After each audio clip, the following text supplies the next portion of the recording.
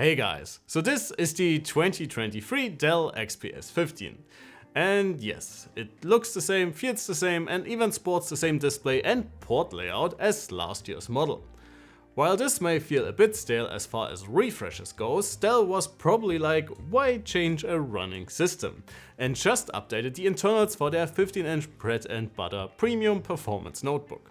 While the 2022 XPS 15 kept out with an RTX 3050 Ti in the GPU department, you got a 4070 option this time around. While the mobile Nvidia mid-ranger does not have the best reputation in gaming laptops, it might turn the sleek 15-incher into a very capable performer. Or maybe it's just a total waste of money since the 4070 runs with a max TGP of just 50 watts. Whatever it may be, we will tell you within the next few minutes.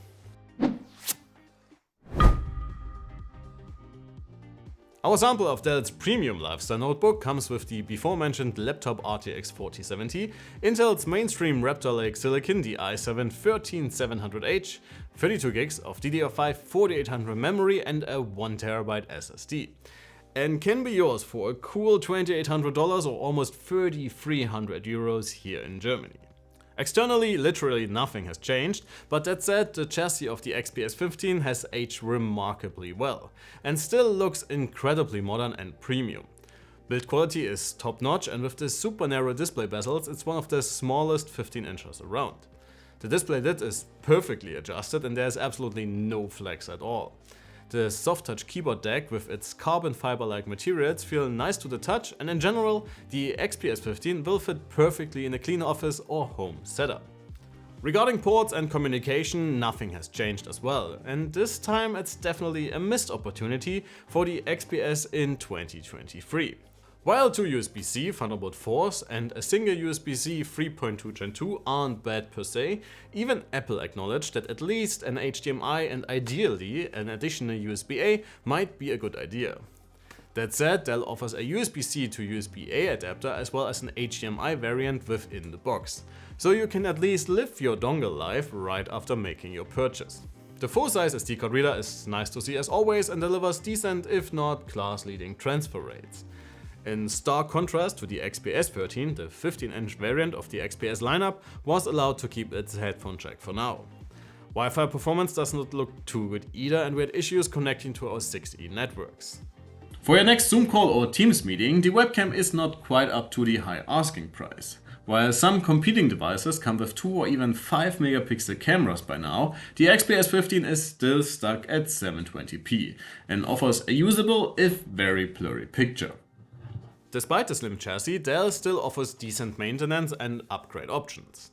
And after removing the bottom plate, you got access to 2 SODIMM and 2 NVMe slots. Regarding inputs, Dell also offers nothing new, but the keyboard in the XPS is still very usable, even for typing longer text, and the touchpad is still massive and worked very well and reliably during our testing. The 3.5K OLED remains from last year's model as well and is unfortunately still stuck at 60 Hz.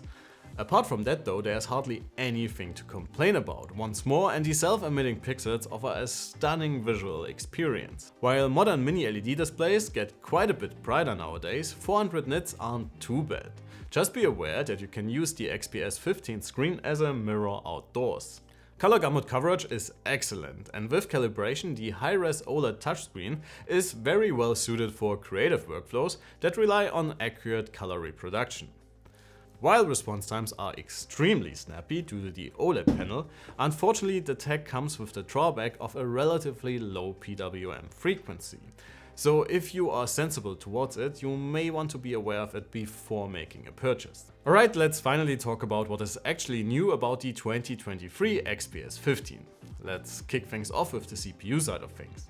And while the 6 performance and 8 efficiency core i7-13700H offers better scores across the board, the difference compared to the i7-12700H is marginally, especially under longer workloads.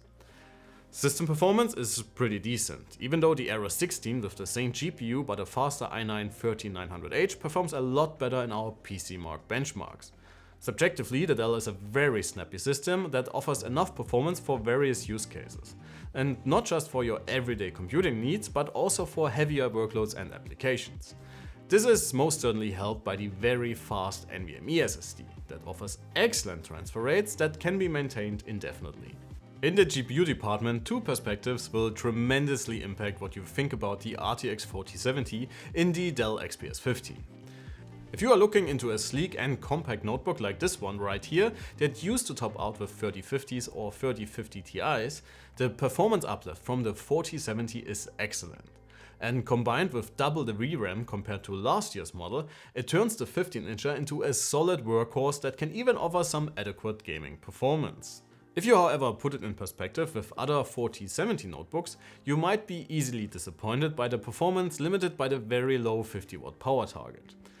In our combined performance rating, both the 100-watt variant in the Aero 16 and the 65-watt version in the ROG Flow Z13 perform significantly better than the XPS 15.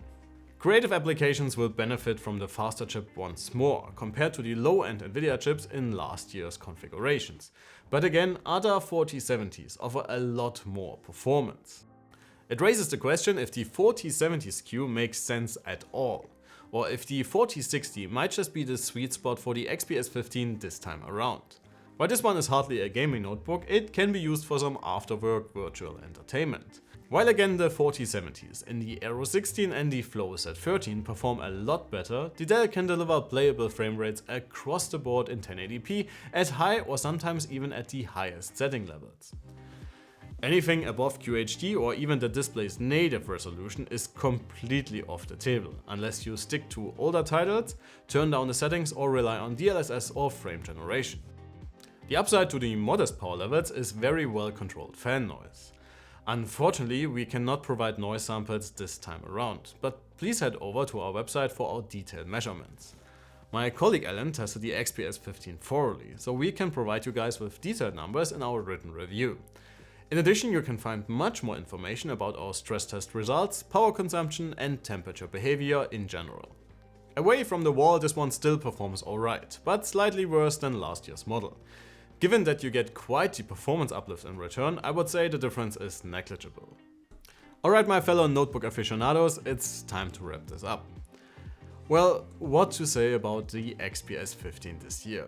It's definitely a mixed bag across the board. The chassis feels and looks amazing, but one could also argue that it's starting to become a bit stale, and it certainly has its limitations when it comes to providing enough power and cooling to the modern components. The screen is simply amazing, and with a few years into the dongle lifestyle and with the included adapters, the port situation is definitely something you can get used to. CPU performance is definitely alright for such a thin, portability-focused machine, and system performance also offers no reason to complain about. The GPU side of things though is a tough sale admittedly. While the XPS 15 offers much more GPU grunt than ever before, making this a great option for the traveling creator amongst you guys, the 4070 is basically running on fumes with just 50 watts in total. But please folks, let me know what you think and which configuration you would get for the XPS 15, or if you maybe would even consider last year's option after all. That would be it for today. Please consider liking the video and subscribing to the channel. It would mean a lot to us. Thanks a ton for watching. My name is Alex, you have been amazing and I cannot wait to see you all in the next one. Take care.